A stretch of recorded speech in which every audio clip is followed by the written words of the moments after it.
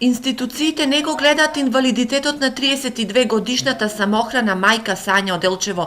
Незината вродена мана на раката ја прави неспособна за работа, па преживува во импровизирана куќа без кревет и основни услови за живот со 2 малолетни деца и 2100 денари социјална помош. Сега остана сама. Немам никој со мене, многу ми е тешко. Тука сите знаат цела мала. Многу мака имам.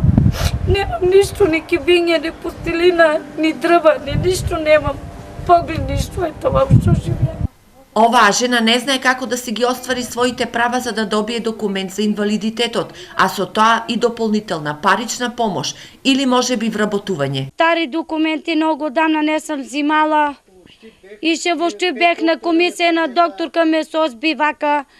И сите на преглед беха и она ме созби рече не те следува, прибидејќи јас не знам на кој начин. Не мога да го разбирам. А во кои причини он е одбиено? Кога има документи од Штип со 5 доктора специјални што се прегледали.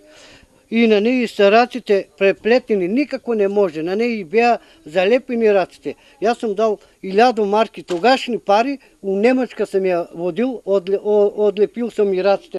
Од невладината Камко и веднаш дојдоа во посета на семејството на Сања, најавија поддршка за таа да ги оствари своите права. Она што натаму ќе го преземеме е да се комплетираат незините документи, да се информира како да си ги оствари своите права, меѓутоа ние пред се алармираме институциите институционално да го решат овој проблем. Се работи за семејство кај што нема основни услови за живот, немат услови за достоинствен живот.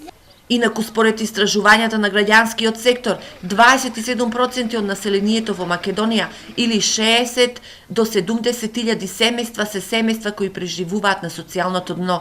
Дали Сања и незините 2 деца ќе добијат прилика за подостоинствен живот?